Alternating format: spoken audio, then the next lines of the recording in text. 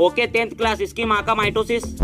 नहीं, हम 10th class में जैसे इंटर ही करते तो हमारे घर वाले हमें बोलने लगते हैं, बेटा 10th क्लास में 85 से ऊपर परसेंटेज आने चाहिए। सुनती हो भाग्यवान? आज से इसका खेलना कूदना बाहर जाना सब बंद। दिन के 25 घंटे में इसे शेड्यूल बना के दो भाई, ट्यूशन से घर, घर से ट्यूशन। मगर क्यों? क्योंकि मैं नहीं चाहता कि मेरा बच्चा मेरे जैसे मजदूरी करे, मेरा बच्चा मेरे से भी 2 कदम आगे चले। और इतना सब सुनने के बाद में हमारी जली ही रहती है कि उसमें नमक छिड़कने के लिए एक भाई साहब प्रकट हो जाते हैं। 26 साल का एक ऐसा इंसान जिसके बाल झड़ चुके हैं, जिसने अपने लाइफ में कुछ भी नहीं उखाड़ा करियर के नाम पर, फिर भी वो मेरे पापा को आके ऐसा बोलेगा। सब रेस में लग गए, ऐसे पढ़ के फर्स्ट आ भी गए तो क्या फायदा? आप लोगों की नॉलेज बढ़ेगी नहीं, सिर्फ प्रेशर बढ़ेगा। और उस टाइम पे पता है मेरे पापा उनके सामने मुझे डांटेंगे कि ये 26 साल के भैया जब 10th क्लास में थे तो इनकी बड़ी वाली फोटो लगी थी स्कूल के सामने। और फर्स्ट टाइम मुझे ऐसा लगा कि भाई मुझे डीएनए टेस्ट करवाना ही पड़ेगा। और हम गलती से ना 10th क्लास में एक भी दिन छुट्टी मार ले तो पता है हमारे टीचर हमें क्या बोलते थे? बेटा 90% अटेंडेंस चाहिए, नहीं तो तुम्हें बोर्ड एग्जाम में बैठने को नहीं मिलेगा। झूठा। और इतने से भी हमारा मन नहीं भरता था तो हमारे मुंह पे फेंक के मारा जाता था प्रोजेक्ट, असाइनमेंट, प्रैक्टिकल। और जो भी प्रैक्टिकल असाइनमेंट वर्क को टाइम से पहले करता था तो उसे टीचर पता है क्या बोलते थे? शाबाश बेटा। और जो स्टूडेंट उस वर्क को टाइम पर कंप्लीट नहीं करते थे उसे टीचर बोलते थे, पढ़ाई लिखाई में ध्यान लगाओ, IAS बनो और देश को संभालो। लेकिन नहीं। और इसके बाद में सर अपनी अलग ही स्टोरी सुनाने लग जाते हैं। तो बच्चों, मेरे पिताजी ने ना देश के लिए बहुत ही बड़ा योगदान दिया था। 12 बच्चे पैदा किए थे, 1 दर्जन उन्होंने, और 12 के 12 पूरे ऑफिसर है। समझा मादरचोद? और मैं उन 12 बच्चों में से 10वें नंबर का था, तो मैंने 10वीं में फर्स्ट नंबर आया था। टोटल 12 भाई बहन होने की वजह से हमारे घर पे इतनी भूखमरी थी, इतनी तंगी थी कि मैं गंगा नदी को तैर कर, बंगाल की खाड़ी को पार कर मैं जाता था पढ़ने के लिए अंडमान निकोबार में। और वहाँ पर मैं पेड़ के नीचे बैठकर तांबे के पत्ते में लिखकर मैं आज बनाऊं टीचर। और ये अपनी आत्मकथा सुनाने वाला टीचर पता है कौन सा सब्जेक्ट पढ़ाता है?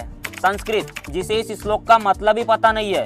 अंगेन घात्रम नयने वक्त्रम न्यायेन राज्यम लवणेन भोज्यम। और उसके बाद एंट्री मारते हैं हमारे मैथ्स वाले सर, जो सिर पर सफेद गमछा बांधकर, आंखों में काला चश्मा लगाकर स्प्लेंडर से जो एंट्री मारते हैं। कसम से बोल रहा हूँ, इंग्लिश वाली मैडम तो वहीं पे फ्लैट है। ध्यान कहाँ है तुम्हारा? एकदम फुनसुक वांगड़ू जैसे चलते हुए क्लासरूम में एंट्री करेंगे और इतना कूटेंगे बच्चों को, ऐसा लगता है कि सर अपनी वाइफ के साथ में झगड़ा करके ही आते हैं स्कूल, इसलिए तो रोज बच्चों को कूटते हैं। सही पकड़े हैं। इमेजिन, मैंने कभी सर को बोला कि सर आप अपनी वाइफ का गुस्सा हमारे पे क्यों निकालते हो? तो मुझे लगता है सर यही आंसर देंगे कि बेटा स्कूल ना हमारा घर है और हम सब एक फैमिली है, और तुम्हारी गुरु माता ने मुझे दाल के साथ में अचार नहीं दी, तो जाहिर सी बात है मैं गुस्सा किस पे निकालूं? भारी मिस्टेक हो गया sir. Exam, practical, project, assignment, model, इन सबको निपटा कर 10th क्लास में सिर्फ 2 ही सुकून के दिन आते हैं, एनुअल फंक्शन। और इस दिन भी स्कूल वाले एक ऐसे चूतिए को बुला लेते हैं जो अपनी बैक स्टोरी सुनाता है कि मैं इसी स्कूल में पढ़ के चपरासी बना, आज मेरी 25,000 तनख्वाह। बहुत टाइम हो गया कि मैं ऐसे ही सुन रहा हूँ कि मैं मोमबत्ती की रोशनी में पढ़ के IAS बना। वो टाइम था 1990 का, ये टाइम है 2026। यहाँ पर फाड़ कंपटीशन है। समझा मादरचोद? नहीं, मेरे स्कूल वालों से एक ही क्वेश्चन है, भाई तुम पैसे देकर स्क्रिप्टेड मोटिवेशन वाले लोगों को बुलाओ।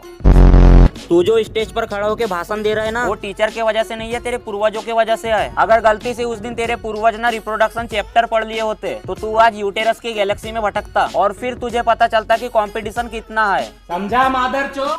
एंड लास्ट एपिसोड हमारा आता है वाइवा एग्जाम। यहाँ पर हमारे स्कूल के टीचर्स ऐसे इंट्रोड्यूस करते हैं कि भाई ये वाइवा एग्जाम लेने वाला जो टीचर आ रहा है ना, वो साउथ का गुंडा है।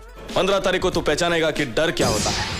20 तारीख को पब्लिक को पता चलेगा कि तेरा टक्कर लेने वाला कोई मर्द आया है। मुझे याद है जब मैं 10th क्लास में था और मैं वाइवा देने गया था तो एक सन की आदमी आया था मेरा वाइवा लेने, और पता है उस चूतिए ने मुझसे क्या क्वेश्चन किया था कि कपिल शर्मा इतना बड़ा कॉमेडियन कैसे है। भाई ये क्वेश्चन आउट ऑफ सिलेबस था। मैं उस टाइम पे अपने मन में सोचता था कि मैं क्या बोलूं इसे। नहीं, ऐसा बोलना था कपिल शर्मा पानीपत के युद्ध में मुगल को हराया था, और कपिल भी तो यही चाहता है कि उसकी 64,000 रानियां हो, कि एक रानी उसको अंगूर खिलाए, दूसरी सेब काट के दे, तीसरी उसकी मसाज करे और चौथी उसका गला दबाए, लेकिन गला दबाने वाली गिन्नी होनी चाहिए। Naira was 5 months when I conceived the second. 5 months only.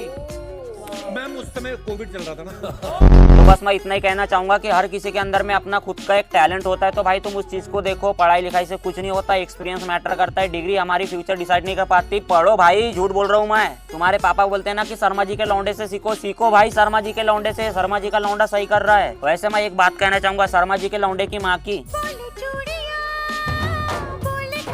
तो बस आज की मेरी मजदूरी यहीं पे खत्म होती है। अगर वीडियो पसंद आएगा तो लाइक शेयर एंड सब्सक्राइब अपने हिसाब से देख लेना। मिलते हैं नेक्स्ट वीडियो में, तब तक के लिए जय हिंद दोस्तों।